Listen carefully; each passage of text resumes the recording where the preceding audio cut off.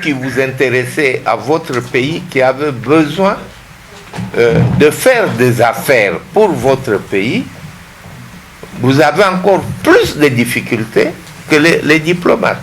Parce que c'est un Congo-Suisse Business Day, donc il y a les deux pays qu'il faut mettre en valeur. Donc on a pu réunir beaucoup de chefs d'entreprise de la RDC, mais aussi des membres de la diaspora qui sont dans le secteur privé pour échanger, notamment sur le climat des affaires, mais surtout aussi sur les opportunités qu'on a pour investir au Congo. Et pour ça, on a eu beaucoup de témoignages de différentes entreprises congolaises. Et je pense que c'est les meilleurs exemples, les meilleurs ambassadeurs pour démontrer le potentiel de ce pays, mais aussi qu'est-ce qu'il faut faire carrément, littéralement, sur les faits pour réussir dans le secteur privé en RDC.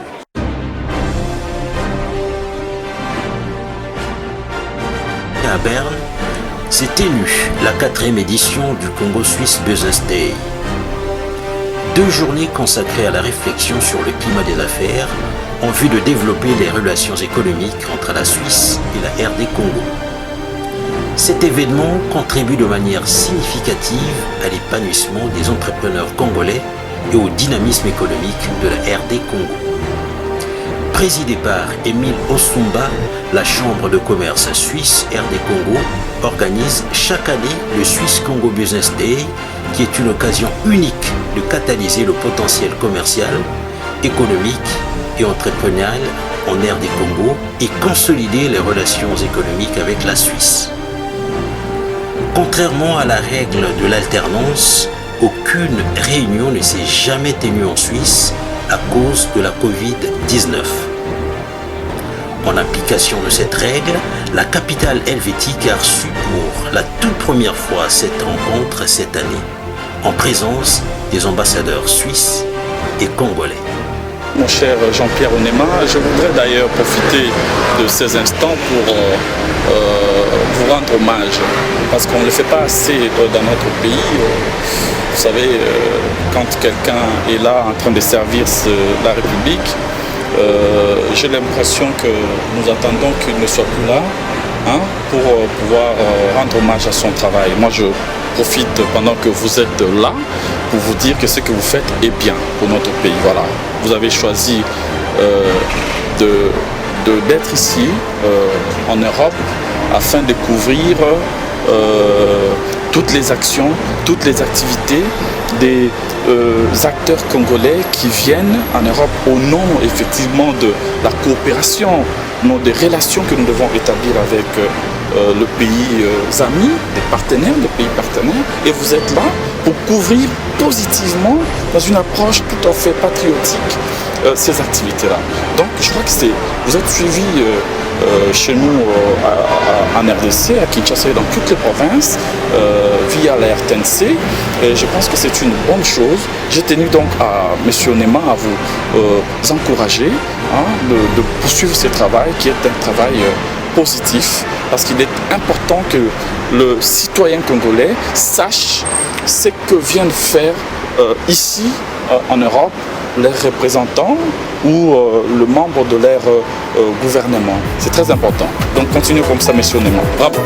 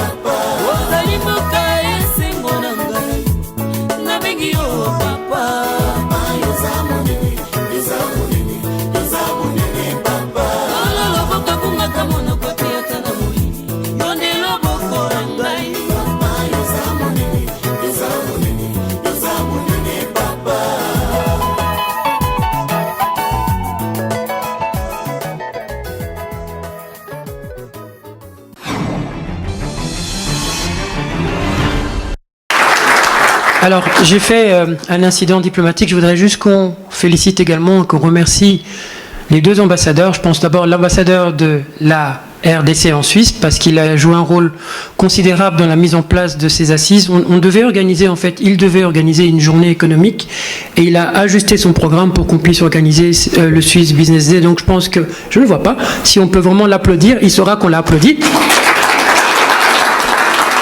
Et on a la présence de notre ambassadeur à Genève. On a un ambassadeur, l'ambassadeur Mpolé, qui est notre représentant à Genève, que je voudrais également saluer, qu'on peut applaudir. Avoir le soutien de la Chambre par les institutionnels, c'est très important, parce que ça n'a pas l'air d'être quelque chose d'improvisé, et ça donne de la substance à ce qu'on fait. Sans plus tarder, on va accueillir le panel suivant, qui a comme thématique le financement, l'entrepreneuriat et le secteur des PME. Pour ce panel, je vais inviter la responsable de Kivuit. Je vais inviter l'Arobank, M. Etienne, puisqu'on va parler également de l'aspect financement. Et on aura Maître Condé qui nous éclaircira sur la sécurité juridique.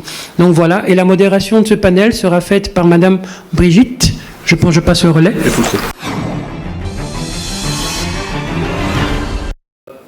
Swiss Business Day, c'est un événement qui se tient en un jour. Mais le contact entre les pays d'accueil et les pays d'origine, c'est à travers les ambassades. On a parlé des ambassades, mais beaucoup de compatriotes ne visitent pas les ambassades. C'est une opportunité pour rappeler que les ambassades sont les maisons de la République démocratique du Congo dans les pays d'accueil. Je dis notre, mais c'est l'ambassadeur de la Suisse en RDC. Nous sommes devenus témoins familiers. Sous vos applaudissements, s'il vous plaît. Merci beaucoup. Bon, vous voyez, on a beaucoup d'ambassadeurs aujourd'hui ici dans la salle, parce qu'hier, on a appris que les meilleurs ambassadeurs, c'est les chefs d'entreprise qui sont présents. Donc voilà, bravo notamment à vous toutes et tous d'avoir assisté ces 2 jours ici à Berne, cette 4e édition. Je me réjouis déjà beaucoup de la 5e qui aura lieu à Kinshasa. Et on n'a pas encore discuté avec la Chambre, mais je propose que ça soit le 31 juillet, comme d'habitude. Donc la veille de la fête nationale suisse. Merci beaucoup d'avoir été ici à Berne. Même si le chocolat congolais est très bon, achetez un peu de chocolat suisse aussi pour rentrer chez vous, parce qu'on est champion du monde dans la consommation de chocolat. On est à 12 kilos par personne par an, et c'est grâce aussi aux achats que vous allez faire encore dans les gares, dans les aéroports, etc. Donc allez-y. Merci beaucoup. Vielen Dank, Matondo Mingi. Il n'y a pas que 2 ambassadeurs, il y a Madame Fanny qui est ambassadeur, qui est là depuis le début, qui est ambassadeur aussi, qui représente le ministère des Affaires étrangères. Et je voudrais la saluer parce qu'elle va bientôt rentrer.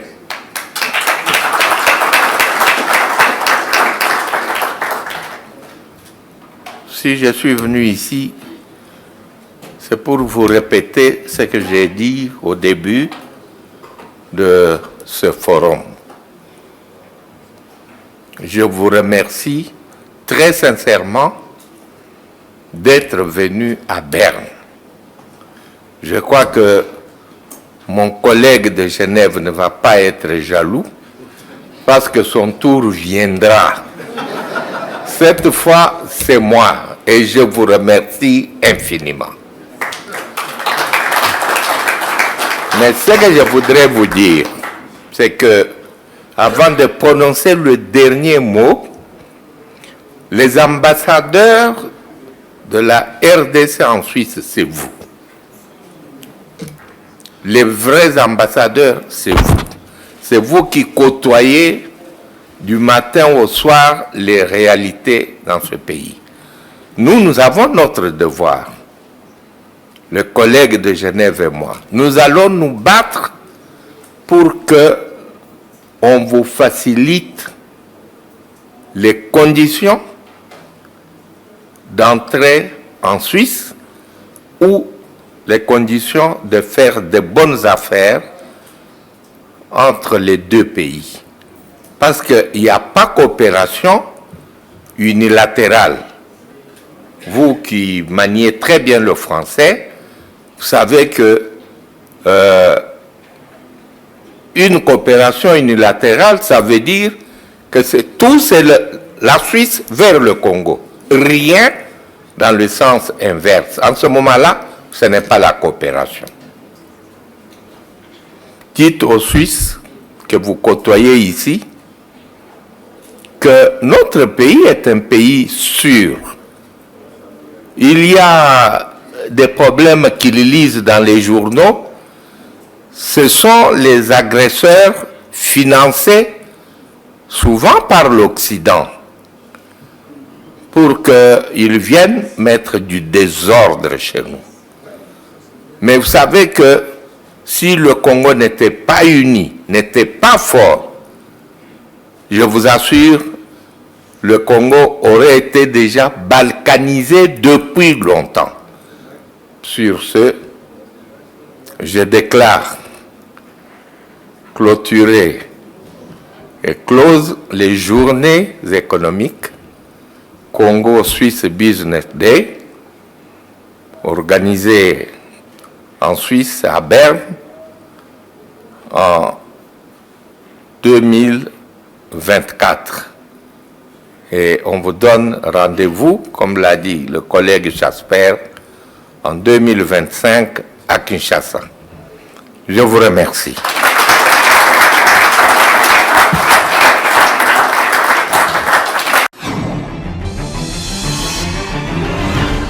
Alors c'était la 4e édition du Congo Swiss Business Day et donc pour cette 4e édition on a décidé d'amener l'événement en Suisse, à Berne, capitale fédérale, pour essayer de donner un autre angle à l'événement, prendre un peu l'approche suisse.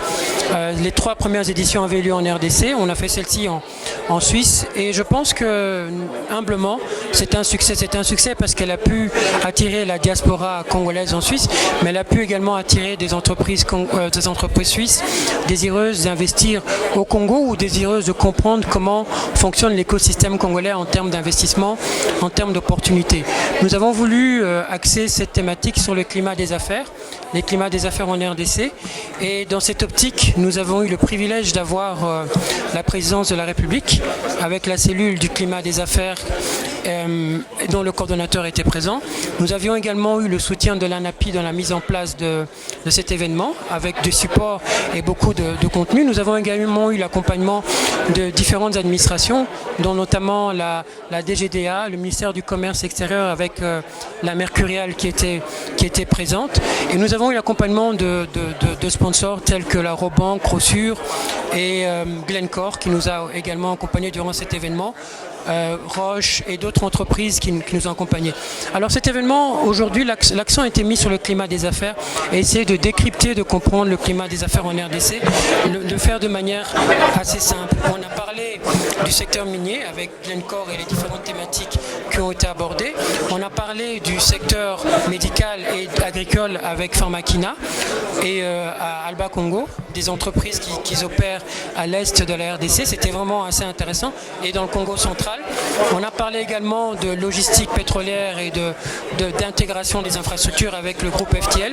En fait, que tirer de toutes ces interventions, c'est que la RDC est toujours vue comme un pays avec beaucoup de potentiel, mais il faut, et c'est ça le rôle de notre chambre de commerce, une clé de lecture, essayer de décrypter ce potentiel avec des opérateurs qui sont intéressés, mais surtout avec une success story, des success stories qui peuvent permettre de témoigner de ce qui est possible de faire en RDC. C'est pour ça qu'on a voulu avoir des entrepreneurs. Aujourd'hui, dans la 2e journée, on a eu Kivu Heat, qui est une success story RDC dans le secteur agricole et dans différents domaines. Donc on a voulu axer cette Swiss Business Day sur des témoignages. Je pense que de manière simple, il y a encore beaucoup de choses à faire pour vulgariser et permettre à la Suisse de comprendre les opportunités qu'il y a en RDC, mais je pense que nous sommes sur la bonne voie. Pour cette 4e édition, comme vous pouvez le voir, on a pu mobiliser pas mal de personnes. Moi, je voudrais encourager la diaspora à investir au pays parce que vous êtes les premiers investisseurs. On s'est rendu compte qu'il faut leur donner une clé de lecture pour comprendre les challenges et les opportunités. Voilà, en gros, les thématiques qu'on a pu aborder. Je vous remercie en tout cas pour votre collaboration. Je remercie tous les partenaires et toutes les personnes qui ont permis que cet événement soit un succès. Voilà, donc une grande rencontre, la 4e édition du Congo Swiss Business Day. Donc cette journée économique qu'on a fait déjà 3 fois à Kinshasa, j'avais insisté qu'on le fasse aussi en Suisse parce que c'est un Congo Swiss Business Day, donc il y a les deux pays qu'il faut mettre en valeur. Donc on a pu réunir beaucoup de chefs d'entreprise de la RDC, mais aussi des membres de la diaspora qui sont dans le secteur privé pour échanger notamment sur le climat des affaires, mais surtout aussi sur les opportunités qu'on a pour investir au Congo. Et pour ça, on a eu beaucoup de témoignages de différentes entreprises congolaises. Et je pense que c'est les meilleurs exemples, les meilleurs ambassadeurs pour démontrer le potentiel de ce pays, mais aussi qu'est-ce qu'il faut faire carrément, littéralement, sur les faits pour réussir dans le secteur privé en RDC. On m'a dit que vous parlez un tout petit peu lingala. Juste un mot à lingala pour le téléspectateur qui vous regarde à la télévision nationale. Matondo mingi à tous ceux qui étaient ici, je ne parle pas plus le lingala que ça, et on se comprend en français, donc ça va aussi.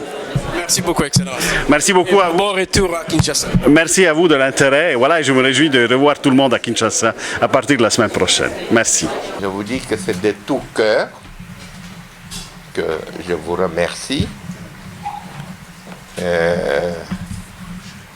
La répétition est la mère de science. Si vous ne faites rien, nous allons à la ruine. Et la Suisse est un pays difficile. Nous l'expérimentons. Ce matin, avant de venir dans la salle, on s'est retrouvés à 3. On a parlé à notre collègue. Et comme je l'ai dit dans le mot avant, la dernière phrase de clôture, on ne peut pas faire une coopération quand on est seul. Il n'y a de coopération que lorsqu'on est à 2 ou à 3 ou à 4. Mais dans notre cas, nous avons signé les accords de coopération et ce qui nous embête, nous, c'est le fait que quand les dossiers suisses arrivent ici, on les examine avec beaucoup de célérité. Mais quand nos dossiers vont à l'ambassade suisse, nous avons des problèmes. J'en ai parlé à maintes reprises à Kinshasa. Et j'ai 2 diplomates ici. Il y en a un là, l'autre là. Ils sont ici, ça fait plus d'1 an. Leurs épouses sont à Kinshasa. On n'accorde pas les visas. Oui, pourquoi? Parce que la RDC doit à la Suisse. Alors, non, je vous dis ça, et vous qui vous intéressez à votre pays, qui avez besoin de faire des affaires pour votre pays, vous avez encore plus de difficultés que les diplomates. Moi, j'ai proposé à l'ambassadeur Jasper, je crois que nous avions partagé ça avec le collègue, qu'on institue un visa d'affaires,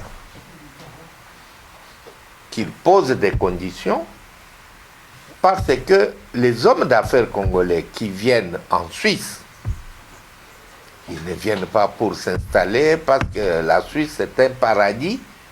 Donc, on vient ici pour venir. Tout le monde s'exile. Notre pays, avec nos 100 millions d'habitants, eh bien, nous allons tous venir en Suisse pour venir nous installer.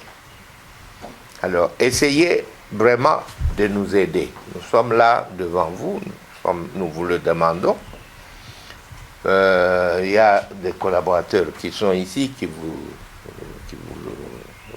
vous regardent. Nous voudrions que le contact soit permanent entre vous et nos missions diplomatiques. C'est comme ça que ça se fait dans tous les pays. Et si vous venez ici chez moi et que vous êtes mal reçu, signalez-moi. Ah oui, voilà, c'est comme ça que je suis. Bon appétit.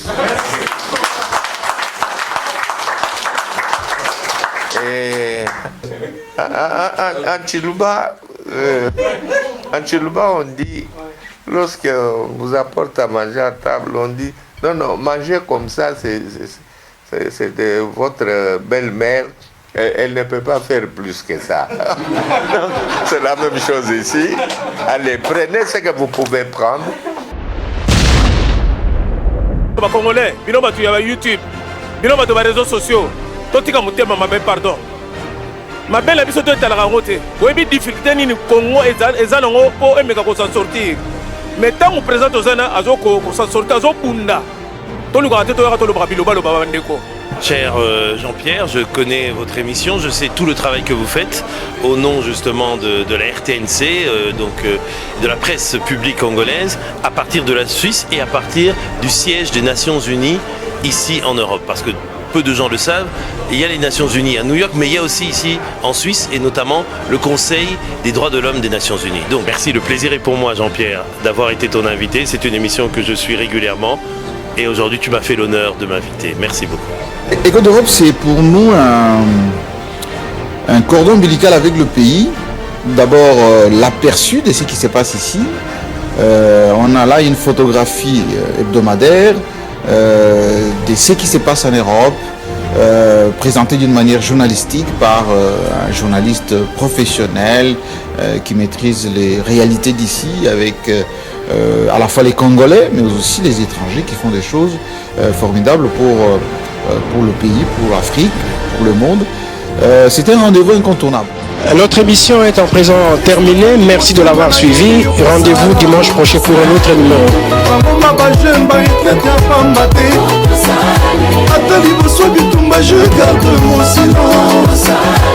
Alléluia.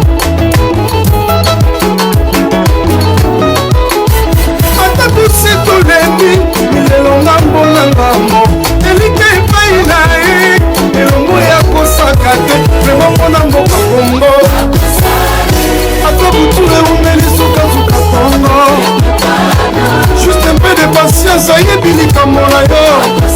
Molo yo bilapana ye, pona bomo ina yo. Pona betudier, pomona bande kwa diaspora.